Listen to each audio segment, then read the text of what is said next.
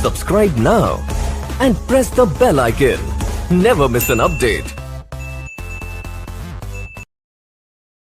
बिस्मिल्लाहिर्रहमानिर्रहीम। अस्सलामु अलैकुम स्टूडेंट्स, कैसे हैं आप तमाम लोग। मैं उम्मीद करता हूं कि तमाम लोग खैरियत से होंगे और घरों में बैठकर अपना कीमती वक्त बिल्कुल ज़ाया नहीं कर रहे होंगे। और स्टूडेंट्स, मेरा लेक्चर बनाने का पर्पज़ भी जस्ट यही है कि मैं आप तमाम लोगों को बायोलॉजी के हवाले से मैक्सिमम फैसिलिटेट कर सकूं, क्योंकि तमाम स्टूडेंट्स जो हैं वो लॉकडाउन की वजह से घर में मौजूद हैं और सेकेंड ईयर आपका फ्यूचर डिफ़ाइन करेगा। मतलब आप सेकेंड ईयर में जितनी ज़्यादा मेहनत करेंगे और अपने टाइम की कदर करेंगे, आपको उसका उतना ही ज़्यादा बेनिफिट होगा। तो जस्ट लेक्चर्स बनाने का पर्पज़ भी मेरा यही है, मैं रिपीट कर रहा हूँ कि आप लोग इससे ज़्यादा फैसिलिटेट हो सकें। उम्मीद है कि आप लोग इन लेक्चर्स को अच्छे तरीके से समझेंगे और साथ साथ अपनी बायोलॉजी की जो प्रिपरेशन है एग्ज़ाम्स की वो स्टार्ट कर देंगे। तो स्टूडेंट्स, मज़ीद हम अपने आज के लेक्चर में आगे बढ़ने से पहले, अगर आप लोगों ने अभी तक हमारा चैनल सब्सक्राइब नहीं किया, सब्सक्राइब करें। और अगर आपको वीडियोस अच्छी लगती हैं तो आप लाइक करें। और अगर वीडियोस में कोई आपको प्रॉब्लम है, कोई क्वेश्चन पूछना चाहें तो आप कमेंट सेक्शन में अपना क्वेश्चन भी पूछ सकते हैं।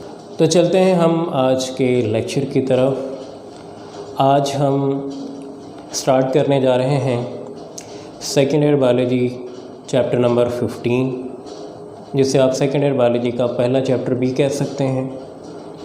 नाम है इसका होम्योस्टेसिस। और सबसे पहले हम यहाँ पर डिस्कस करेंगे about the definition of homeostasis कि होम्योस्टेसिस है क्या। देखिए स्टूडेंट, अगर आप होम्योस्टेसिस को एक सिंपल वे में समझना चाहते हैं तो उससे पहले आपको एक टर्म है उसको समझना होगा। और वो टर्म कौन सी है जी? Environment.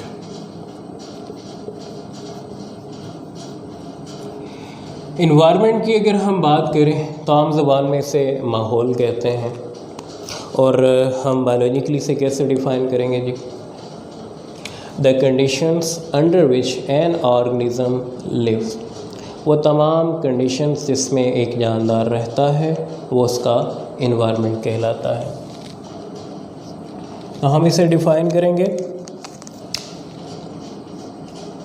The conditions under which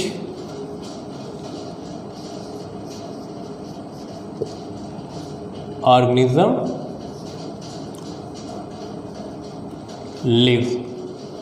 ये क्या कहलाता है जी? ये कहलाता है एनवायरनमेंट। वो कंडीशन या हालात जिसमें एक जानदार रहता है वो उसका एनवायरनमेंट कहलाता है। और यहाँ पर हमारे पास एनवायरनमेंट की फर्दर डिस्कशन में इसकी दो टाइप्स मौजूद हैं। देखिए, अगर हम एनवायरनमेंट की टाइप्स की बात करें, हमारे पास इसकी जो फर्स्ट टाइप है उससे आप एक्सटर्नल एनवायरनमेंट कहते हैं। अब एक्सटर्नल एनवायरनमेंट क्या होता है? सिंपली मैं यहाँ पर इसे डिफ़ाइन करूँगा, environment present outside the body. वो एनवायरनमेंट जो बॉडी के बैरूनी हिस्से में मौजूद हो, यानी कि बैरूनी अतराफ में मौजूद है, उसे आप एक्सटर्नल एनवायरनमेंट कहते हैं। तो ये कहाँ मौजूद होगा? Outside the body. अब इसकी कुछ एग्जांपल्स देखें। हमारे पास इसकी एग्जांपल आउटसाइड द बॉडी हमें कौन सी कंडीशंस नज़र आती हैं? हम एग्जांपल देंगे टेम्परेचर की, हम एग्जांपल देंगे वाटर की, पीएच की, एट्सेट्रा। तो ये वो फैक्टर्स हैं जो किसको बनाते हैं? एक्सटर्नल एनवायरनमेंट को। और ये आप अपनी लाइफ में भी ऑब्ज़र्व कर सकते हैं। आप डेली लाइफ में लाइट महसूस करते हैं, टेम्परेचर, और उसके अलावा वाटर, ठीक है, ये तमाम चीज़ें आपके एक्सटर्नल एनवायरनमेंट में मौजूद हैं। अब दूसरी टाइप जो है एनवायरनमेंट की वो कौन सी है? वो हमारे पास है जी इंटरनल एनवायरनमेंट, अंदरूनी माहौल। अंदरूनी माहौल यानी कि इंटरनल एनवायरनमेंट को आप कैसे डिफाइन करेंगे? The environment present inside the body, ऐसा माहौल जो जिस्म के अंदर मौजूद हो, उसे आप इंटरनल एनवायरनमेंट कहते हैं। कैसे डिफाइन करेंगे जी हम? Environment present inside the body. अब इनसाइड द बॉडी कौन सा एनवायरनमेंट होता है? कौन से वहाँ पर आपको फैक्टर्स मिलते हैं? आपकी बॉडी में क्या मौजूद है जी? बॉडी के अंदर मौजूद है टेम्परेचर। बॉडी के इंटरनल एनवायरनमेंट में और क्या चीज़ आएगी? वाटर आएगा। और क्या चीज़ आएगी जी? सोल्यूट आएगा। और क्या आएगा जी? पीएच आएगा। और ब्लड ग्लूकोज, खून में ग्लूकोज की मिकदार एट्सेट्रा। ये आपके पास इंटरनल एनवायरनमेंट की कुछ एग्जांपल्स हैं। तो ये आपने देखा एनवायरनमेंट क्या होता है, एक्सटर्नल एनवायरनमेंट क्या है, इंटरनल एनवायरनमेंट क्या है। स्टूडेंट, हम इसी एनवायरनमेंट की टर्म्स को यूज़ करके सिंपली होमियोस्टेसिस का कॉन्सेप्ट अंडरस्टैंड कर सकते हैं और इसे मेमोराइज कर सकते हैं सिंपली और इजीली। देखिए, होमियोस्टेसिस हम डिफ़ाइन करेंगे इसे। होमियोस्टेसिस है क्या? मैं आपको इसकी सिंपल डेफिनेशन बता देता हूँ। एबिलिटी ऑफ बॉडी, क्या बताया मैंने? Ability of body to maintain internal environment called homeostasis. कहता है कि यहाँ पर गौर कीजिएगा, कहते हैं कि बॉडी की वो एबिलिटी जिसके ज़रिए बॉडी अपने इंटरनल एनवायरनमेंट को क्या करती है? मेंटेन करती है। क्या कहलाता है? होमियोस्टेसिस। आप सिंपली देखें कि आपकी बॉडी के इंटरनल एनवायरनमेंट, फॉर एग्ज़ाम्पल अगर हम बात करें हमारा इंटरनल एनवायरनमेंट में मैंने क्या बताया था? Temperature, water, solute, pH, blood glucose level, ये मेंटेन रहता है। जबकि हमारे एक्सटर्नल एनवायरनमेंट में टेम्परेचर मुसलसल चेंज हो रहा है, वाटर की कंसंट्रेशन कभी बढ़ रही है, कभी कम हो रही है, पीएच कभी बढ़ रहा है, कम हो रहा है। अब ये तमाम एक्सटर्नल फैक्टर्स मुसलसल चेंज होते रहते हैं, जबकि हमारा इंटरनल एनवायरनमेंट हमेशा क्या रहता है? मेंटेन। इसको मेंटेन कौन रखता है? Homeostasis. Understand? I hope so कि आपको इसकी सिंपली और इजीली समझ आ गई होगी कि होमियोस्टेसिस क्या है। एक बॉडी की एबिलिटी है या बॉडी का मैकेनिज़्म है जो बॉडी के इंटरनल एनवायरनमेंट को मेंटेन रखता है। इंटरनल एनवायरनमेंट कौन सा है? टेम्परेचर, इसको मेंटेन रखता है, वाटर को मेंटेन रखता है, सोल्यूट की कंसंट्रेशन मेंटेन रखता है, blood glucose level, pH etcetera. तो ये सारी चीज़ें जो बॉडी में मेंटेन रहती हैं, ये किस वजह से? होमियोस्टेसिस से। अब याद रखें कि अगर आपकी बॉडी में होमियोस्टेसिस मौजूद ना हो, यानी कि अगर ये सेटअप अल्लाह ताला ने हमारी बॉडी में ना डाला होता तो हमारी लाइफ पॉसिबल ना हो सकती, हम लाइफ को सस्टेन ही ना कर पाते। तो ये अल्लाह ताला की एक बहुत बड़ी जो है हमें एक नेमत है जो हमारी बॉडी में होमियोस्टेसिस मैकेनिज़्म मौजूद है। अब हम नेक्स्ट पे बात करेंगे अबाउट द टाइप्स, या हम सिंपली कहते हैं कि कंपोनेंट्स ऑफ होमियोस्टेसिस। होमियोस्टेसिस के कितने कंपोनेंट्स या जिन्हें आप पार्ट्स भी कह सकते हैं,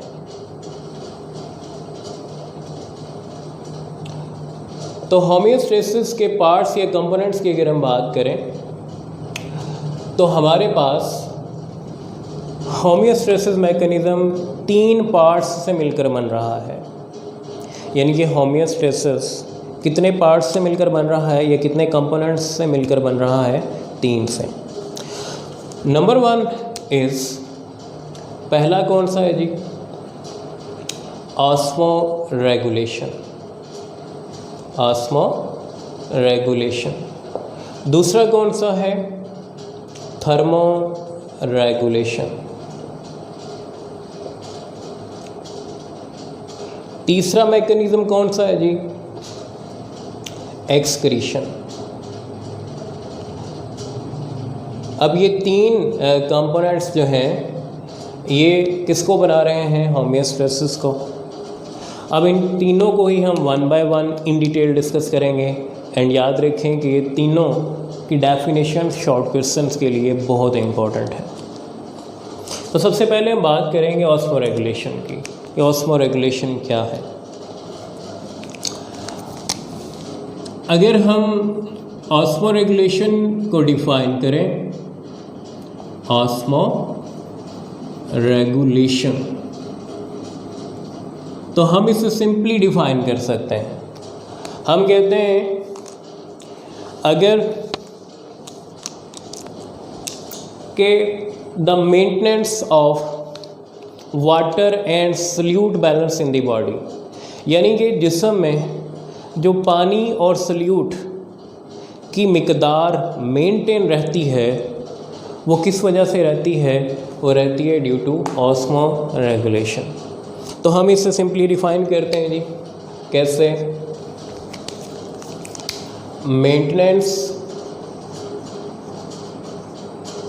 maintenance of water and solute concentration. Concentration मिकदार को बोलते हैं इन दी बॉडी। तो बॉडी के अंदर वाटर और सल्यूट की कंसंट्रेशन क्या कहलाएगी? ऑस्मोरेगुलेशन कहलाएगी। और हमारी एक और क्वेश्चन यहाँ पर ध्यान में आता है कि हमारी बॉडी में कौन सा ऐसा ऑर्गन है जो ये ऑस्मोरेगुलेशन का काम कर रहा है। तो ह्यूमन बॉडी की अगर हम एग्जांपल दें, यहाँ पर हमारे पास इसकी सिंपल एग्जांपल देखें जी, हमारे पास मौजूद है हमारी किडनीज़। हमारे जो किडनीज़ हैं ये क्या करते हैं? जिस्म में पानी और सल्यूट इन दोनों की मिकदार को मेंटेन करके रखते हैं। मतलब ना इन्हें बढ़ने देते हैं बॉडी में और ना ही इन्हें कम होने देते हैं। अगर बढ़ने लगता है, लेट्स सपोज कि हम कहते हैं कि वाटर बैलेंस जो है ये नॉर्मल है बॉडी में, अगर ये बढ़ने लगता है तो ये मैकेनिज़्म ये क्या करेगा? ये उसको दोबारा से कम करेगा, किडनी दोबारा से उसे कम करेगा और नॉर्मल रेंज में ले आएगा। और अगर वाटर की मिकदार बॉडी में कम होने लगेगी तो इसको दोबारा से बढ़ाकर किस रेंज में ले आएगा? नॉर्मल रेंज में। तो ये काम कौन कर रहा है? ये ऑस्मोरेगुलेशन कर रहा है। और हमारी बॉडी में ऐसा कौन सा ऑर्गन है जी? किडनीज़। नेक्स्ट हम डिस्कस करेंगे यहाँ पर हमारे पास सेकंड टाइप कौन सी है जी? थर्मोरेगुलेशन। थर्मो टेम्परेचर को कहते हैं और रेगुलेशन मेंटेनेंस को कहते हैं। तो हम इसे कैसे डिफाइन करेंगे? Maintenance of temperature in the body is called thermoregulation. तो थर्मोरेगुलेशन क्या काम करेगा? मेंटेनेंस करेगा किसकी? टेम्परेचर की। याद रखें कि आपकी जो बॉडी है, हम ह्यूमन बॉडी की बात करते हैं, ह्यूमन बॉडी का जो टेम्परेचर है ये कितना होता है? आमतौर पर 37 डिग्री सेंटीग्रेड, और फ़ारेनहाइट में कितना होगा? 98.6 फ़ारेनहाइट। अब ये जो टेम्परेचर है इसकी मेंटेनेंस कौन कर रहा है? ये मैकेनिज़्म जो मेंटेनेंस करता है इसको आप क्या कहते हैं? थर्मोरेगुलेशन। याद रखें कि ये हमारी बॉडी में टेम्परेचर फिक्स नहीं रहता। होमियोस्टेसिस इसमें जो मामूली सी फ्लक्चुएशंस होती हैं उसको मेंटेन करता है। अब सिंपल सी बात करूं अगर आपको, तो आपको अक्सर फ़ीवर हो जाता है और आप डॉक्टर के पास जाते हैं, डॉक्टर क्या कहते हैं कि आपकी बॉडी का टेम्परेचर, या आपको जो है सिंपली 101 बुखार है, 102 बुखार है, 103 बुखार है। अब वो 101, 102, 103 क्या है कि आपकी बॉडी का टेम्परेचर बता रहा होता है। आपकी बॉडी का टेम्परेचर 98.6 से बढ़कर 100 चला जाएगा, 101, 102, 103, तो आपकी बॉडी में डिसऑर्डर यानी कि बीमारी पैदा हो जाएगी, जिसे आप फीवर कहते हैं। और याद रखें कि टेम्परेचर बढ़ने की वजह से आपकी बॉडी के अंदर जो एंजाइम्स होते हैं वो डीनेचर हो जाते हैं, ख़राब हो जाते हैं। और आपने फर्स्ट ईयर चैप्टर नंबर 3 में ये बात पढ़ी थी कि without enzymes life is impossible. अब जब टेम्परेचर मुसलसल बढ़ा रहता है बॉडी में, मतलब ये बढ़ता रहता है, तो आपके एंजाइम मज़ीद ख़राब होते जाते हैं और एक टाइम आता है ऑलमोस्ट 104 या 105 टेम्परेचर पे आपकी मुकम्मल तौर पर डेथ हो सकती है। तो ये एक बहुत ही इम्पॉर्टेंट मैकेनिज़्म है जो कि आपकी बॉडी के टेम्परेचर को क्या रखता है, मेंटेन रखता है, रेगुलेट रखता है। अब जी हमारे पास नेक्स्ट जो है तीसरा कंपोनेंट कौन सा है होमियोस्टेसिस का, वो है एक्सक्रीशन। एक्सक्रीशन क्या होती है? देखें यहाँ पर कहते हैं कि आपकी बॉडी में जो वेस्ट मटेरियल होता है, वेस्ट मटेरियल जो मौजूद होता है in the form of urea, uric acid, ammonia. अब कहते हैं कि उस वेस्ट मटेरियल को नाइट्रोजनस वेस्ट भी बोला जाता है। मैं यहाँ पर बल्कि लिख देता हूँ, बाद में एक्सप्लेन करते हैं उसे। Removal of nitrogenous waste from body called excretion. जिस्म से नाइट्रोजनस वेस्ट का अखराज। नाइट्रोजनस वेस्ट किस फॉर्म में होता है? यूरिया फॉर्म में, यूरिक एसिड फॉर्म में या अमोनिया फॉर्म में। इसका जिस्म से निकल जाना क्या कहलाता है? एक्सक्रीशन कहलाता है। और ये निकलता किस फॉर्म में है? ये यूरिन के साथ बॉडी से बाहर निकल जाता है। और कौन सा ऑर्गन ये फंक्शन परफॉर्म करवा रहा है? किडनी जो है इस नाइट्रोजनस वेस्ट को अलग करता है और यूरिन के ज़रिए ये नाइट्रोजनस वेस्ट आपकी बॉडी से बाहर चला जाता है। याद रखें कि अगर आपका एक्सक्रीशन सेटअप ख़राब हो जाता है या आपके जो लेट्स सपोज के किडनीज़ हैं वो ठीक तरीके से काम नहीं करते हैं और नाइट्रोजनस वेस्ट को बॉडी से रिमूव करने में कामयाब नहीं होते, तो ये बॉडी के अंदर जमा होता रहता है वेस्ट मटेरियल। और ये वेस्ट मटेरियल एक टॉक्सिक यानी कि जहर की शक्ल इख्तियार कर लेता है और अगर इसकी मिकदार जिस्म में बढ़ जाए तो ये लीथल हो सकता है, यानी कि बंदे की जान भी ले सकता है और उसकी डेथ भी हो सकती है। तो स्टूडेंट ये था आपके पास एक्सक्रीशन। एंड में आपको एक और बात बताते चलूँ, आप बायोलॉजी में दो वर्ड्स को अक्सर सुनते हैं, हेल्थ को और दूसरे नंबर पे आप सुनते हैं डिज़ीज़ को। तो हेल्थ और डिज़ीज़ क्या होता है वो भी आप यहाँ पर देखते चलें कि अगर आपका बॉडी में होमियोस्टेसिस सिस्टम क्या है, नॉर्मल है, तो आप क्या कहलाएंगे जी? याद रखिएगा, आप क्या कहलाएंगे? आप कहलाएंगे एक हेल्दी पर्सन। क्या कहलाएंगे? Healthy person. अगर आपका होमियोस्टेसिस सिस्टम डिस्टर्ब हो जाता है तो आप हेल्दी नहीं होगे, आप में डिज़ीज़ आ जाएगी और आप एक डिज़ीज़ पर्सन कहलाओगे। तो याद रखिए कि होमियोस्टेसिस आपकी बॉडी के लिए बहुत ही इम्पॉर्टेंट है। और एट लास्ट मैं एक बार फिर ओवरऑल इसका रिव्यू देता चलूँ कि आज के लेक्चर में हमने डिस्कस किया था एनवायरनमेंट की डेफिनेशन, उसकी दोनों टाइप्स, और इन्हीं के अकॉर्डिंग हमने डिफ़ाइन किया होमियोस्टेसिस को। फिर हमने होमियोस्टेसिस के कंपोनेंट्स को डिस्कस किया और कंपोनेंट्स में हमारे पास ऑस्मोरेगुलेशन था, थर्मोरेगुलेशन था और एक्सक्रीशन था। इन तीनों को हमने आज के लेक्चर में इन डिटेल डिस्कस किया है। इंशाल्लाह नेक्स्ट लेक्चर में हम नए टॉपिक के साथ हाज़िर होंगे। अल्लाह हाफ़िज़।